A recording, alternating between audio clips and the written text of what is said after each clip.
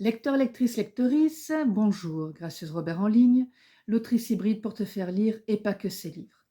Dans cette vidéo, je vais te proposer une chronique d'un livre où je vais suivre un plan.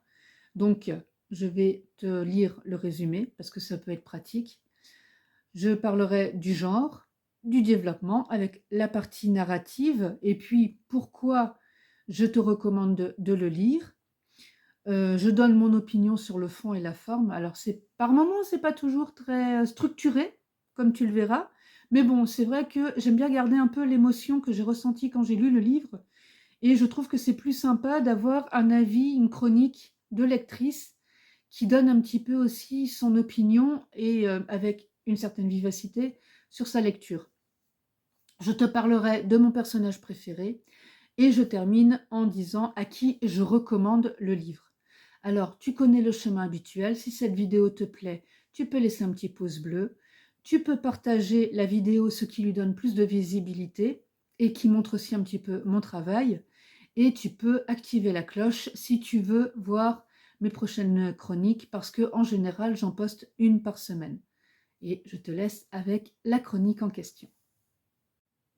Aujourd'hui, nous allons parler de L'histoire nous le dira de Laurent Turcot. Alors Laurent, je l'ai découvert sur la chaîne Nota Bene, une chaîne d'histoire, de vulgarisation d'histoire que j'aime beaucoup et que je suis depuis pas mal d'années. Et Laurent, lui, nous fait ça avec l'histoire du Québec. Donc ça va être un petit peu compliqué de suivre le schéma habituel que j'ai pour mes chroniques avec le développement, la partie narrative, mon personnage préféré, etc. Mais je peux au moins lire le résumé. Petit, j'avais l'impression que pour connaître l'histoire, il fallait tout simplement ouvrir un livre. Dans cet ouvrage destiné au grand public curieux, Laurent Turcot présente certains des marqueurs culturels qui définissent le Québec d'aujourd'hui.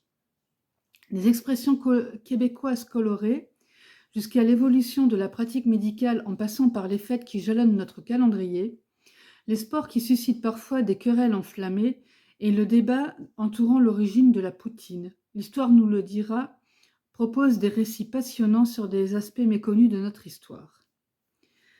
Et donc, pourquoi je l'ai acheté? Eh bien, parce que j'étais à la foire du livre de 2023. Oui, nous sommes en 2024.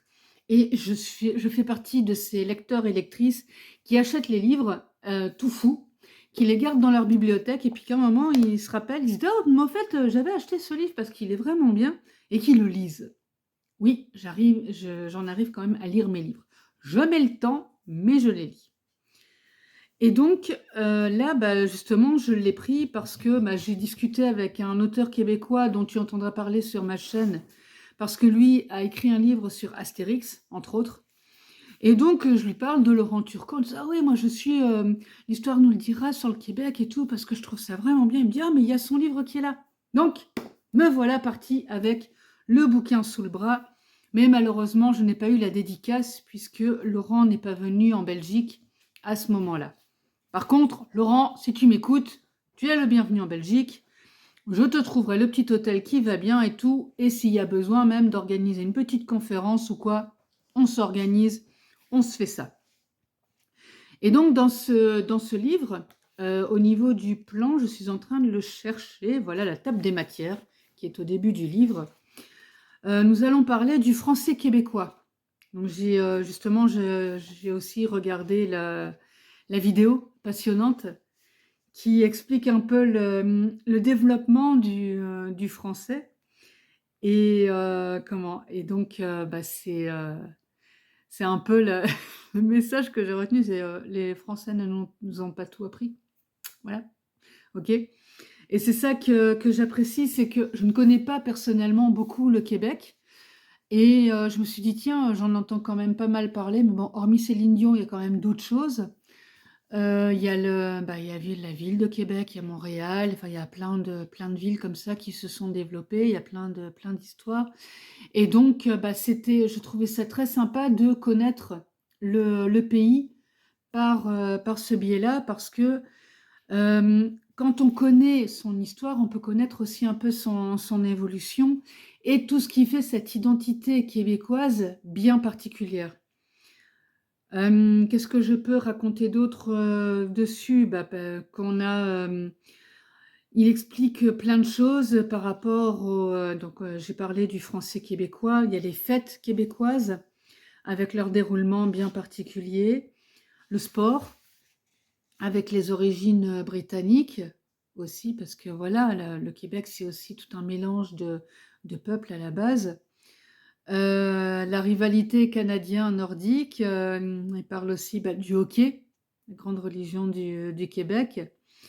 La poutine québécoise, que je n'ai personnellement pas encore goûtée. Je me demande si un jour je vais au Québec, si je vais manger cette poutine parce que du fromage qui est sur des frites, pour moi, c'est un petit peu une hérésie, mais bon, ça, c'est mon point de vue personnel.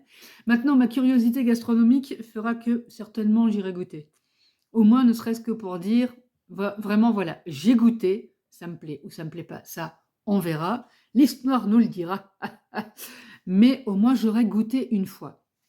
Pour la petite anecdote, je suis allée en Écosse, j'ai goûté le haggis, donc ou haggis, ça dépend de l'endroit où on se trouve en Écosse, on ne dit pas de la même manière.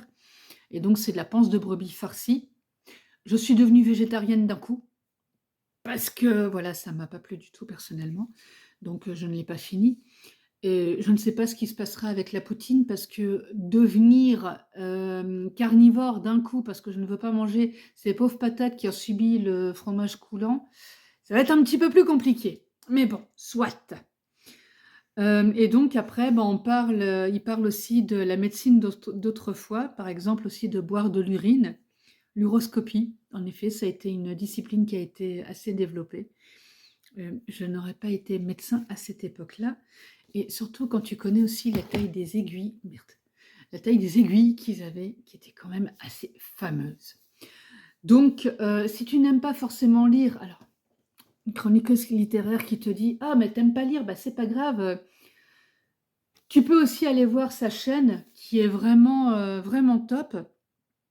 Parce que, déjà c'est, moi j'ai l'impression que comment? Il donne, alors donner un cours, c'est pas la question, c'est pas ça, mais par contre il a une manière de raconter ça qui fait que je ferme les yeux et puis j'écoute et c'est comme s'il y avait quelqu'un qui me lisait un livre. Donc ça, c'est personnellement, je trouve ça super agréable et puis, voilà, on voit qu'il y a tout un script avec, il y a bien sûr des belles images et tout qui illustrent les propos.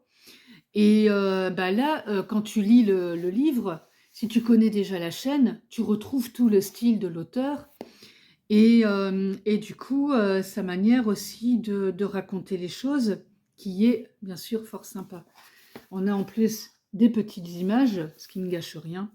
Donc voilà. Donc en gros, à recommander à qui? Aux amateurs d'histoire, aux amateurs du Québec, à ceux qui connaissent déjà, alors la région, le pays, je ne sais pas trop comment dire, j'ai pas envie de commettre d'impair, donc qui connaissent déjà le Québec et qui vont peut-être le découvrir sous un autre angle, historique, et à ceux qui ont envie de s'intéresser au Québec. Moi, je te dis à très vite pour une autre chronique.